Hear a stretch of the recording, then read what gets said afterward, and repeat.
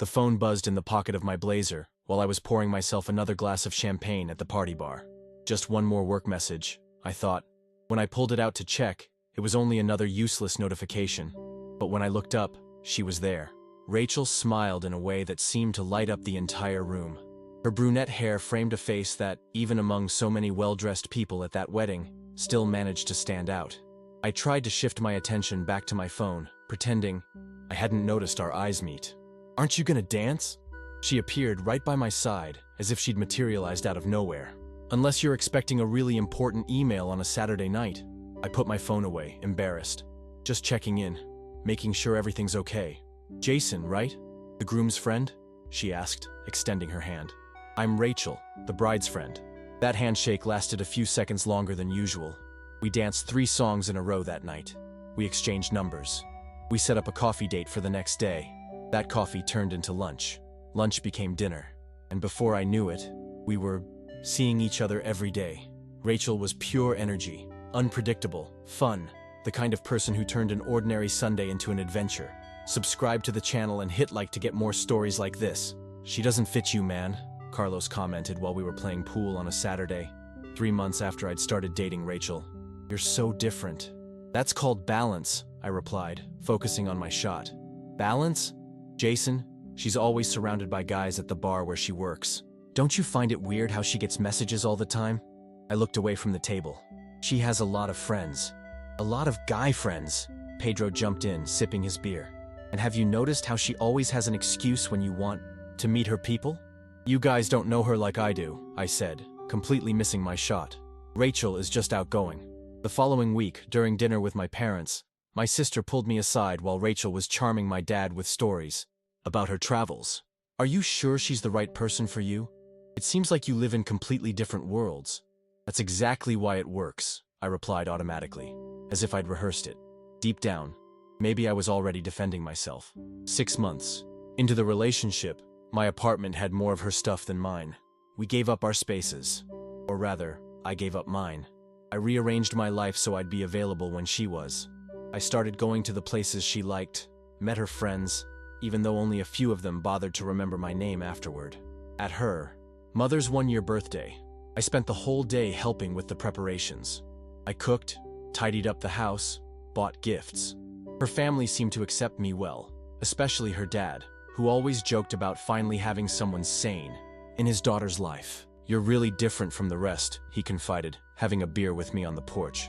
"She's never brought anyone back here twice." I should have taken that as a warning, but I brushed it off as a compliment. That night, while Rachel slept, I was browsing for engagement rings on my phone. I planned to propose on our 1-year anniversary. "Jason, we need to talk." Nicole, one of the few friends of Rachel's who actually talked to me, asked to meet at a cafe. Her tone on the phone sounded urgent. "What's up?" I asked as I sat down across from her. Nicole hesitated, twirling a coffee cup between her fingers. "I promised myself I'd tell you if it ever happened again." "Tell me what?" "About Rachel." She took a deep breath. "She's cheating on you." My first instinct was to laugh. "Nicole, where did you get that?" "It's not the first time. It happened with her last boyfriend too." She looked genuinely uneasy. "She's been seeing a guy after work, several times in the past few weeks." "She's working extra shifts," I replied automatically. "She's saving up for our trip." "Jason, there are no extra shifts. I work at the same bar, remember? She leaves early and says she's going home, but she never does." I went silent, trying to piece things together. "Why are you telling me this? You've been friends for years." "Because it's not fair. You don't deserve that." Nicole picked up her phone. "Look, I have some of her messages about it with another friend. She doesn't know I saw them." "I don't want to see messages," I said, standing up. "I need to hear it from her." For 3 days I tried to process what Nicole had told me. Rachel sensed something was off, but she blamed it on work stress when she asked. On Thursday, she said she'd do another extra shift, and I pretended to believe her. I waited 20 minutes after she left. I drove to her workplace and parked across the street. At 10 p.m., she left, 2 hours earlier than she should, and grabbed an Uber. I followed the car for almost 15 minutes until it reached a condo I didn't recognize. Rachel used her own key to get in. The lights in the second-floor apartment turned on. I climbed the stairs with my heart pounding. The door was unlocked. I pushed it open slowly and heard laughter coming from the bedroom. When I opened the bedroom door, I saw Rachel naked in the arms of a man I'd never seen before. Tall, muscular, completely different from me. The shock in her eyes lasted just a second before it turned into something I'll never forget: indifference. With trembling hands, I grabbed my phone and started filming. In that moment, I wasn't thinking about the consequences. I just needed proof that I wasn't going crazy. "What are you doing here?" she asked, not bothering to cover up at all. "What am I doing here? Is this for real?" My voice shook as I kept filming. The man next to her looked annoyed but not surprised. He grabbed a pillow and draped it over part of his body, while Rachel stayed still, staring at me with a coldness I'd never seen before. "Turn off that camera," she said, not raising her voice. "You're invading my privacy." "Your privacy?" I let out a dry laugh. "We've been together for almost a year. You said you were working." Rachel finally grabbed a sheet and partially covered herself, then got out of bed. The man mumbled something about leaving, but she motioned for him to be quiet. "Let's talk in the hall," she said, picking up a t-shirt from the floor. In the small hallway of the apartment, I crossed my arms, waiting for answers. Still, holding my phone. Rachel fixed her hair like we were about to have a casual chat. "This isn't how it should have happened," she began, without a trace of shame in her voice. "I was gonna break it off with you eventually." "Eventually? And while you were doing that, you'd keep lying to me?" "Jason, let's be honest. You're a nice guy, kind, caring." She sighed as if she were tired. "But sometimes I need something different. A real man." Those words hit me like a punch to the gut. A real man. It's nothing personal. You're great, but too soft, too predictable. She shrugged. "I tried to make it work, but I always knew it wouldn't last. You should have noticed too. Then why did you stay with me? Why did you let me meet your family? Why did you let me fall in love?" Rachel stared at the ceiling for a moment, as if searching for a convenient answer. "You treated me well. You were always there when I needed you. It was comfortable." She adjusted the t-shirt. "But comfort isn't passion, Jason. And I need passion.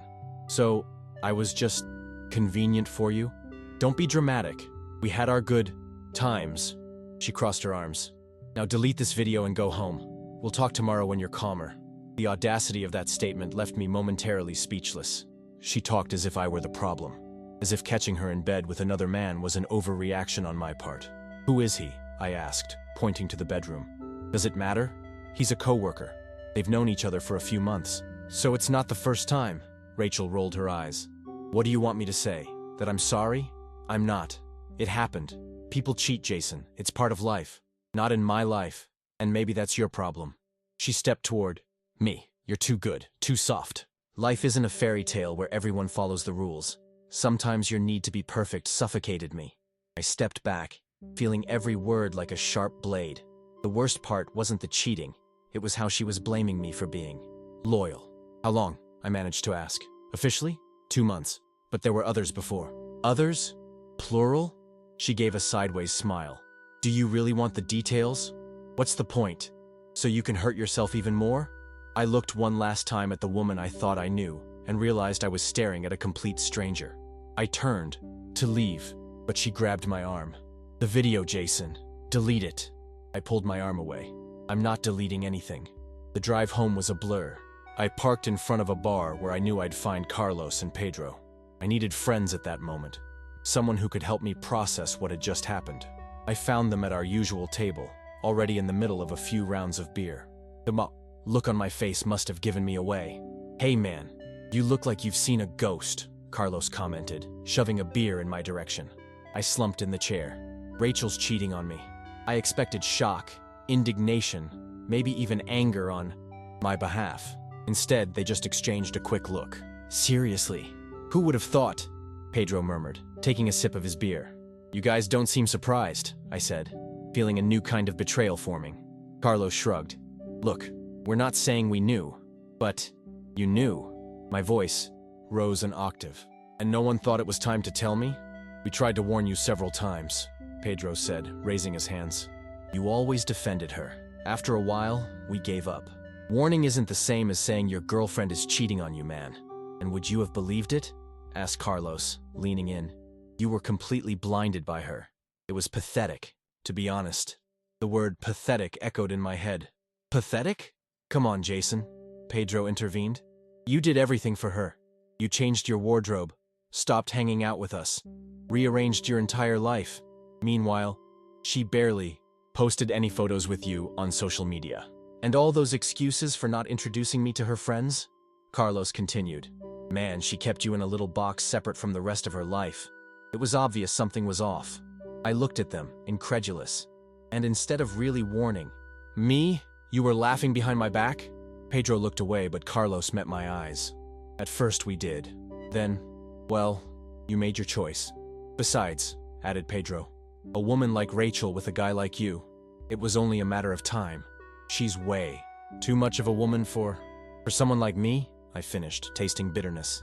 Not to be rude, man, Carlos said, as if explaining something obvious. You're the nice guy, the stable guy, the kind they look for when they want things to settle down, not the kind they really desire. Wow. I stood up from the table. Thanks for the support, guys. Sit down. Don't be dramatic. Pedro tried to pull me back. We're just trying to help you see reality. Reality? The reality is that while I was being cheated on, my so-called friends were laughing in my face, betting on how long it would take me to find out. Carlos looked uncomfortably. There was no bet. Whatever. When I needed you, you chose entertainment. I left the bar without looking back, ignoring their calls. In the car, I tried calling other friends, people I thought would care. The responses ranged from, I figured as much, to man, she always gave signs, confirming that apparently everyone knew except me. It was like I'd been the main character in a collective joke, with everyone watching from the sidelines as I played the fool in love. I got home around midnight, feeling completely alone in the world. Rachel's messages were already pouring in on my phone. Not apologies, but demands for me to delete the video and accusations that I was stalking her.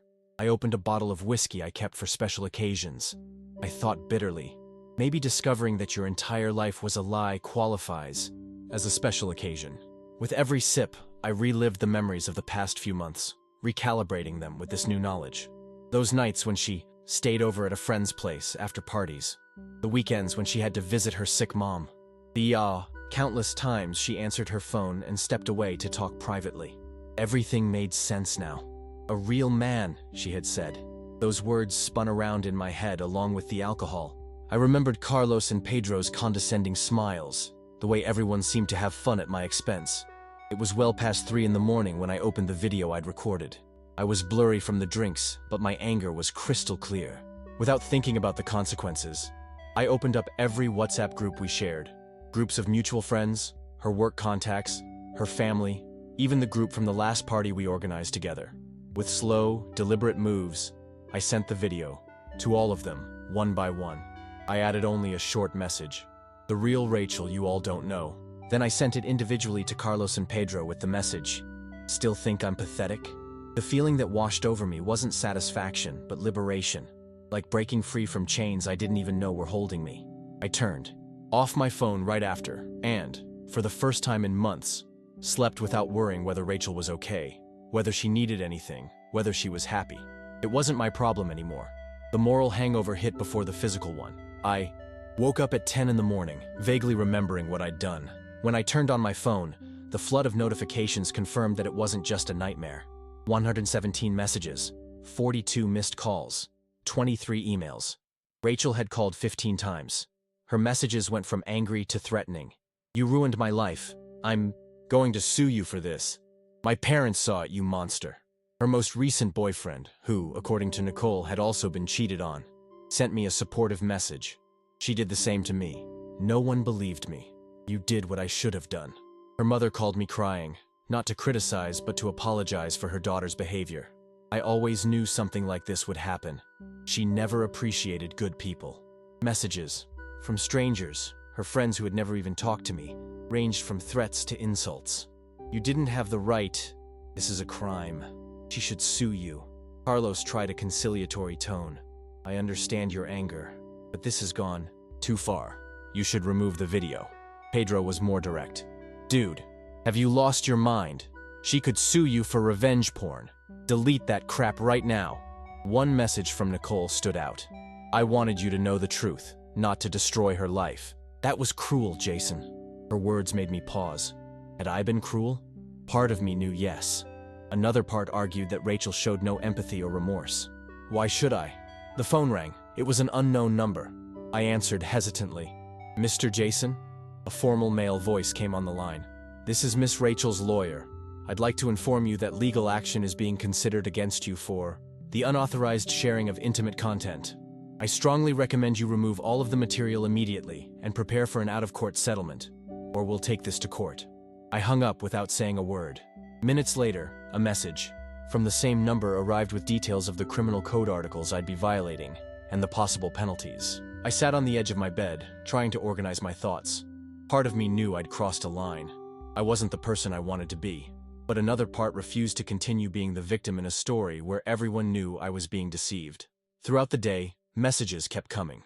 Mutual friends picking sides. Some understood my pain. Others were horrified by my reaction. Her relatives ranged from disappointed to understanding. Late in the afternoon, Rachel showed up at my apartment door. Her eyes were red, but she still carried that defiant air. You need to remove that video from everywhere, she demanded as I opened the door. I'm not inviting you in, I replied calmly. I'm not here for a social visit. I'm here to tell you that you have 24 hours to remove everything and publicly apologize, or my lawyer will file suit tomorrow. Funny how you're suddenly worried about consequences now. This isn't a joke, Jason. Her voice shot up. You could go to jail for this. Maybe. I kept my voice steady. But now everyone knows who you really are. You can't pretend to be someone you're not anymore. You think you've gained something from this? She let out a bitter laugh. Now everyone sees you as a vengeful psychopath, not as the victim. I'm not trying to be a victim or a hero in this story. I just wanted the truth. The truth? She shook her head. The truth is, I was going to break up with you anyway. I just sped things up. You turned an inevitable breakup into a public circus. Subscribe to the channel and hit like to get more stories like this. After Rachel left, I blocked her number and everyone connected to her. I knew I'd eventually have to deal with the potential legal consequences, but at that moment, I needed distance. In the days that followed, I removed the video from some groups, not out of fear, but because I began to realize that some people there had nothing to do with our story. However, I kept it in the groups of close friends who knew about the cheating and chose not to tell me. The threat of a lawsuit never actually materialized. Maybe Rachel realized that a case like this would bring even more unwanted exposure. Or maybe she was advised to let the matter die down naturally. Carlos tried to get in touch weeks later, inviting me for a beer to clear the air. I politely declined. Some betrayals are impossible to overcome, and the one from my so-called friends hurt even more than hers. I started therapy, not because someone suggested it, but because I recognized that my reaction, although understandable in my pain, was not who I wanted to be. The therapist didn't judge me. He simply helped me work through the anger, the humiliation, and finally, the acceptance. 3 months later, I ran into Nicole by chance at a cafe. She looked hesitant to come over. I'm not holding any grudges against you, I said when she finally sat down at my table. In fact, you were the only honest person in this whole mess. Still, I feel like I triggered something terrible, she replied. You didn't create the problem. You only revealed what was already there. You two messed up, she said after a moment. She for betraying your trust, and you for exposing her like that. Fair enough. I nodded, acknowledging the truth in her words. But you know what I learned? That even good people can do bad things when they're hurt. And nobody has to be perfect when everyone around you is fake. Eventually, I heard through mutual acquaintances that Rachel had moved to another city. The man she cheated with apparently didn't want anything serious. Ironically, considering she left me for him. As for me, I learned to recognize my self-worth without relying on others to validate it. I realized that giving your all in a relationship isn't wrong. The mistake was choosing the wrong person to give that love to. Today, almost a year later, I don't regret learning the truth, but I do recognize that my reaction could have been different. The revenge gave me a fleeting satisfaction that quickly turned into emptiness. The real relief came when I finally cut all the toxic connections from my life. Not just Rachel, but also those who enjoyed my pain. Some people judge me for what I did. Others understand. Most would probably have reacted differently, but no one can really know how they'd react until they're in that position. Betrayed not just by the person they loved, but by an entire social circle that turned their sincerity into a mockery. The most important thing is that I learned to forgive, not Rachel or the fake friends, but myself for being genuine in a world that rarely values it.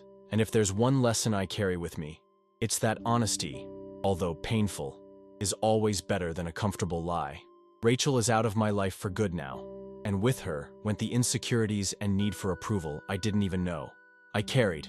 In the end, maybe she set me free, just not in the way I'd imagined. Subscribe to the channel and hit like to get more stories like this.